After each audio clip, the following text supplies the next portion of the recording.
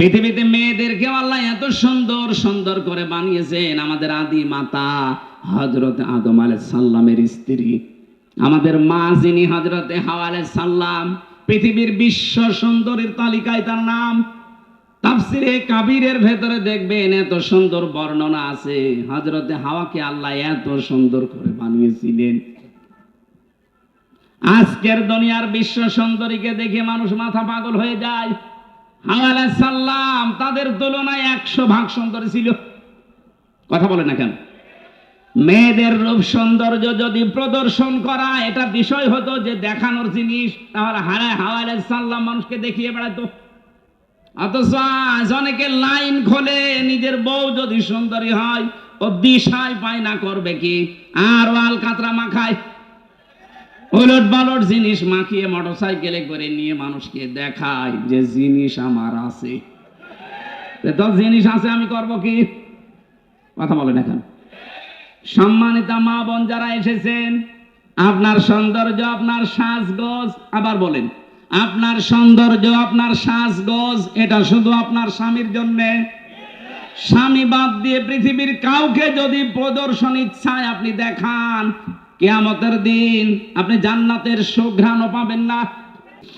সবচাইতে সুন্দর এই জন্য মানুষের এই চেহারাটা এত সুন্দর করে আমি আল্লাহ এখানে লেপন দিয়েছি, এত সুন্দর করে সাজিয়েছি। পৃথিবীর কোন সৃষ্টিকে এত সুন্দর করে আমি বানাইনি। আপনি মানুষের চেহারার দিকে তাকিয়ে দেখেছেন কত সুন্দর? সুন্দরী মানুষকে দেখে অনেকে ক্ষুধা পর্যন্ত মিটে যায়। আমাদের নবী মুহাম্মদুর রাসূলুল্লাহ হযরত ইউসুফ নবী আলাইহিস সালাম, তাদের চেহারা দেখে মানুষ না খেয়ে থাকতে পারতো, হাত কেটে ফেলেছে, টের পায়নি চেহারা দেখে। সুবহানাল্লাহ বলতে পারেন? ওই জামানার মিশরের মেয়েরা বলেছিল হাযা মালাকুন কারীম, এটা মানুষ না, এটা সম্মানিত ফেরেশতা। পৃথিবীতে মেয়েদেরকে আল্লাহ এত সুন্দর সুন্দর করে বানিয়েছেন। আমাদের আদি মাতা হযরত আদম আলাইহিস সালামের স্ত্রী, আমাদের মা যিনি হযরতে হাওয়া আলাইহিস সালাম, পৃথিবীর বিশ্ব সুন্দরীর তালিকায় তার নাম। তাফসিরে কাবীরের ভেতরে দেখবেন এত সুন্দর বর্ণনা আছে, হযরতে হাওয়াকে আল্লাহ এত সুন্দর করে বানিয়েছিলেন। আজকের দুনিয়ার বিশ্ব সুন্দরীকে দেখে মানুষ মাথা পাগল হয়ে যায়। হাওয়া আলাইহিস সালাম তাদের তুলনায় 100 ভাগ সুন্দর ছিল। কথা বলে না কেন? মেয়েদের রূপ সৌন্দর্য যদি প্রদর্শন করা এটা বিষয় হতো যে দেখানোর জিনিস, তাহলে হাওয়া আলাইহিস সালাম মানুষকে দেখিয়ে বেড়াতো। অথচ আজ অনেকে লাইন খোলে, নিজের বউ যদি সুন্দরী হয় ও দিশায় পায় না করবে কি, আর ওয়াল কাতরা মাখায়, উলট পালট জিনিস মাখিয়ে মোটরসাইকেলে করে নিয়ে মানুষকে দেখায় যে জিনিস আমার আছে। তো জিনিস আছে, আমি করব কি? কথা বলেন এখন। সম্মানিতা মা বোন যারা এসেছেন, আপনার সৌন্দর্য, আপনার সাজগোজ, আবার বলেন, আপনার সৌন্দর্য, আপনার সাজগোজ এটা শুধু আপনার স্বামীর জন্য। স্বামী বাদ দিয়ে পৃথিবীর কাউকে যদি প্রদর্শন ইচ্ছায় আপনি দেখান, কিয়ামতের দিন আপনি জান্নাতের সুঘ্রাণও পাবেন না।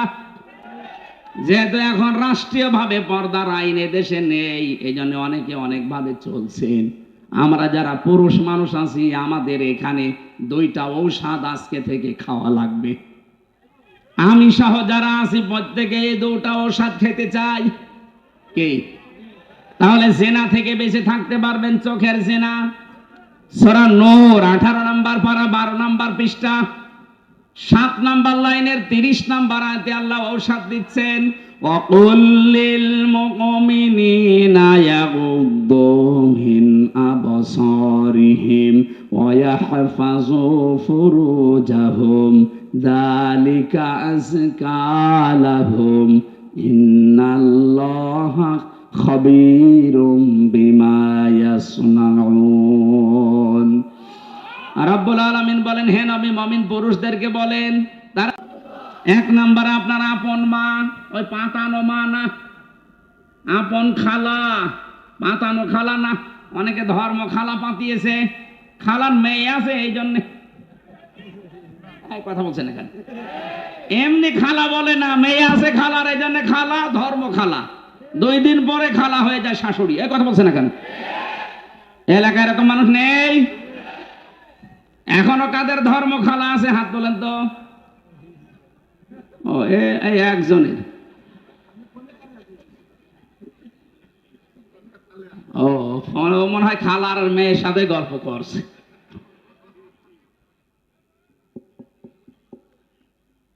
তাহলে মা আছে, খালা আছে, ফুফু আছে, নিজের আপন মেয়ে আছে, ভাইয়ের মেয়ে আছে, বোনের মেয়ে আছে, নিজের পুত্রবধূ আছে। এরকম 14 জন মহিলা বাদ দিয়ে পৃথিবীর কোন মহিলা যদি সামনে পড়ে, যদি সত্যি জেনা থেকে বাঁচতে চান, সঙ্গে সঙ্গে আল্লাহর ঔষধ নিজের চোখ নিম্নগামী করা লাগবে। হ্যাঁ, দেখতে যত সুন্দর হোক, যাই হোক, তাড়াতাড়ি চোখ নামিয়ে ফেলবেন। এটা যদি সর্বোচ্চ 15 দিন করতে পারেন, আপনি একটা অনির্বচন সুখ পাবেন। আপনি বোঝেন অনির্বচন কি? এই যে পাখি যখন নিজের ডানা এভাবে বিছিয়ে দেওয়ার পরে ফল করে দেয়, ডাউন করে ফল করার পরে দেখবেন ওর নিচে বাচ্চারা কিচির মিচির আওয়াজ দেয়। কেন দেয় বলেন তো? কারণ এই পরগুলো এত মোলায়েম, এত সফট, এত কোমল, এত নরম, একটার সাথে যখন আর একটা লেগে যায়, আল্লাহ কোরআনে উদাহরণ দিয়েছেন, অখফিদ লাহুমা জানাহাদ-যুল্লি মিনার রাহমা। এই যে জানাহুন মানে ডানা, জানাহুন মানে কি? আল্লাহ ডানা পাখির কাছ থেকে ধার করে আমাদের লাগিয়ে দিচ্ছেন, যে দুনিয়ার বান্দা বান্দিরা, তোর মার বাবার জন্য তোর ডানাটা এভাবে বিছিয়ে ধর। শুধু বিছিয়ে ধরবি না, ফল করে দিবি। অখফিদ নামে ডানা ডাউন করার পরে ফল করে দেওয়া। আল্লাহ হেলিকপ্টারের ডানা, প্লেনের ডানা, আমাদের নিজেরও ডানা আছে। ডানা না হাত, এই হাতের কথা নিজের না ইয়াদুন। কেন জানাহুন দিলেন?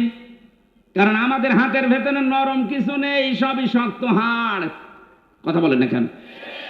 আর পাখির ডানার ভেতরে এমন নরম সফট কোমল পর আছে, পালক আছে, একটার সাথে আর একটা যখন লাগে ওটা এত সুন্দর মোলায়েম হয়ে যায়। ওর নিচে বাচ্চারা যখন আশ্রয় নেয় কোনো শত্রু থেকে বাঁচার জন্যে, ওরা মনে করে অন্তত আমাদের কেউ আর দেখতে পারছে না, তখন একটা কিচির মিচির আওয়াজ দেয়। বাংলায় এটাকে বলা হয় অনির্বচন সুখ। আপনি যদি 15 দিন আপনার চোখকে কন্ট্রোল করে রাখতে পারেন, ওই 14 জন মহিলা বাদ দিয়ে দুনিয়া যেই পড়ুক সামনে, চোখ নিম্ন, আপনি 15 দিন আমল করে দেখেন, আল্লাহর কসম আপনি একটা অনির্বচন সুখ পাবেন।